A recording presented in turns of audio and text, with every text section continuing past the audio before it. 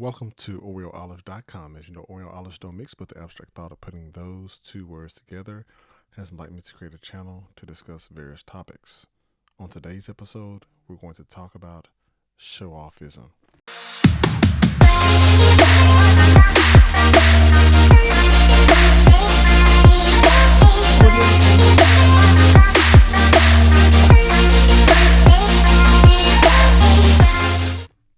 Now, what show-off-ism, what that means, and this is something that I've learned over the course of time, but what show-off-ism refers to is basically a behavior or tendency of individuals to showcase or flaunt their material possessions in order to project a high social status or wealth.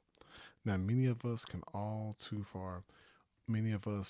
understand exactly what this means from a very small level in relations to buying the latest and most expensive pair of shoes to wear out to an event to show off to people, to buying a luxury car. I'm going to also include a extravagant home on top of that, but we're going to kind of leave that one kind of separate, but not too far from the mix. Now, it can be seen as a form of consumption where the primary motivation behind it is entirely to gain a social recognition or admiration from people by displaying expensive or luxury items. I used to always say, buying things you can't afford to impress people that you don't even like. Now, let's pause there for a second. When you take that perspective into it in terms of a behavior or tendency, what that means is that you're looking at material things to give you value that's going to lift you up around people that may or may not be able to afford those things, because now they're going to want to go and get that same type of material thing in order to keep up with you. Most of us know that as keeping up with the Joneses. One major reason why I'm bringing this up is because I've seen this all too often, and I see this all the time, mostly here in the U.S. A lot of countries that I've traveled to may have this in a different way. I just have not just openly just recognized it. But being in the U.S., I have seen this on so many different scales, and even how the way people are treated. So you may have a person, even sometimes just driving down the road. If you ever been driving, looking in your rearview mirror, see a nice car coming behind you, and you all of a sudden, some people just hurry up and move over because a nice car is behind them. But it's a perception that my car is nicer. Go ahead and move out the way because I'm not going to move over and drive on the other side, right?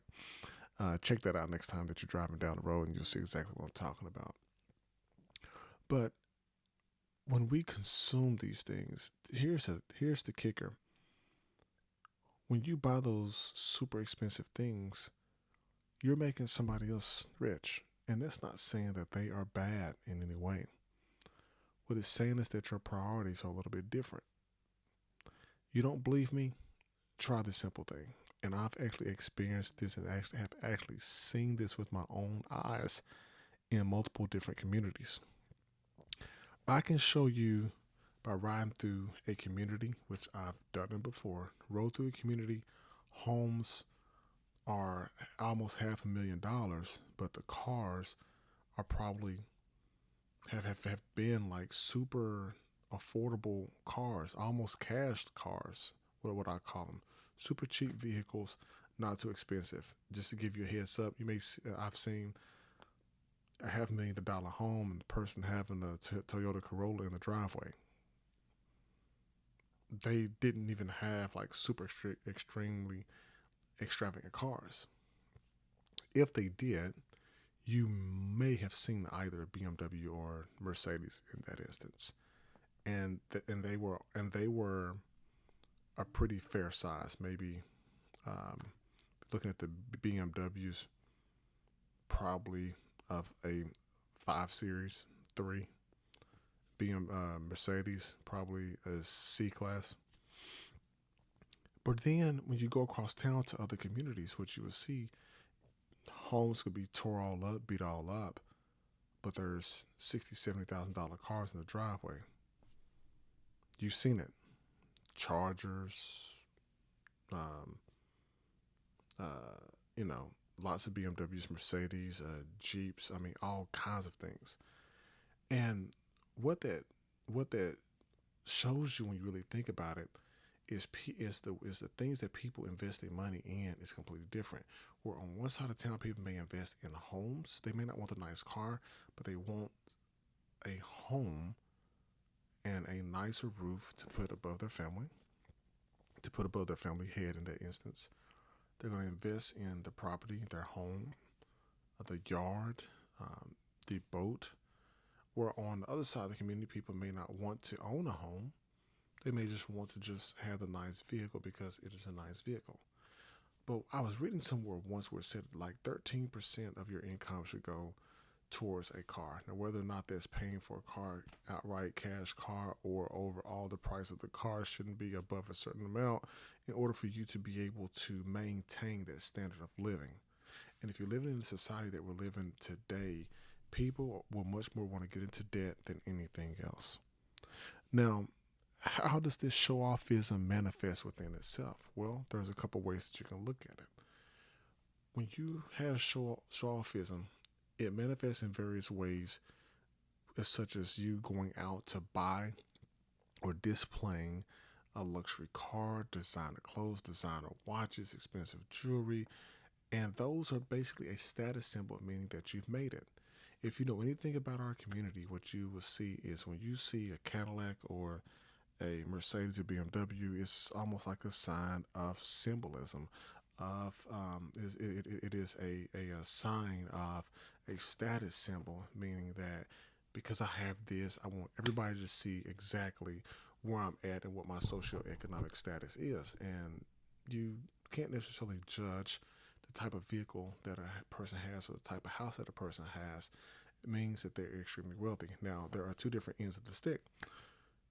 You you can have a person who's a multimillionaire who may have a modest home. They may not want a bigger home because their money is tied up in other things. But then sometimes you also have people who will get extravagant homes, but they're not on the level that you think they're on. They're struggling. It happens. But when you have these kind of things, you have to understand the person's motivation for having these kind of material things behind the scenes. And when you understand people's motivation for engaging in show-offism, which can vary in so many different ways, many individuals may try to engage in those type of behaviors because when they're looking at it, they're purely trying to seek validation or enhance their social standing so that others um, can look at them, and then it also begins to show a result of personal insecurities or societal pressure because society is going to tell you what you should do, what you should think, what kind of car you should drive, and things like that. So when even you have young kids graduating high school and college that are getting luxury vehicles, for what? Get them a beat up cash car, make them get out and work hard for it so they will be able to appreciate it because what you're teaching them is when they grow up that okay, you're getting a luxury car right now and you're just a high school student, so what are you going to get once you get an actual full-time job? Because now these vehicles are actually Mercedes and BMWs are much more affordable now than what they were back in the day, at least when I was coming up. But all of this is the its majority of this is leaning on seeking validation from your peers. Now, when you have show-offism, that can also be seen as a reflection of certain cultural values or norms, especially in the black community. What we have is we love vehicles, we love our Cadillacs, we love our cars. We're going to show off with that, especially shoes and clothes and style. You better bet that's what we're going to show from a culture perspective. But then you may also look at it from a white perspective, is that you may see, a modest home, a boat, a truck, at least at a minimum, a couple of ATVs, and it just pretty much goes on from there because those are the type of things that are often associated with cultural values. Now, the norms of those can be in a place where there's a high emphasis on material wealth, and social status. So if we look the part and we play the part, could also sometimes mean that we are the part, but we in reality we're not, because your salary and what you bring in is going to determine what your true social economic status is. Now, when you take all that into perspective, what I want you to look at is a couple of things. It's worth for us to mention that not everyone who purchases luxury items or displays their wealthy material things doesn't solely do so solely purpose of show-offism. Not everybody could fall into that category, but majority of the time it ends up happening or being for that reason. Now, some people genuinely appreciate just the quality and the craftsmanship that people put behind these type of things as luxury goods without seeking validation from others. Look at someone who may have purchased a $500,000 car, like a Bentley or a Maybach or something like that. They may appreciate the quality. Even with clothes, some people may not ever want to wear clothes from Walmart, but they may want to wear clothes from an extravagant brand. That's fine if that's what you want to do. But you also have to think about this, that ultimately when you're looking at show-offism from that perspective, it is a subjective term that can carry both a positive and a negative connotation depending on that individual's perspective of one's values in that regard. So next time that you driving down the road, going through a neighborhood, or just sitting back at a park and just looking, take a look at the things that people are showing off and ask yourself, are they participating in this to project the image of high social status or wealth, or are they actually doing this on a much more positive connotation? Like, listen, subscribe, OreoOlive.com. Look forward to bringing more content to you soon.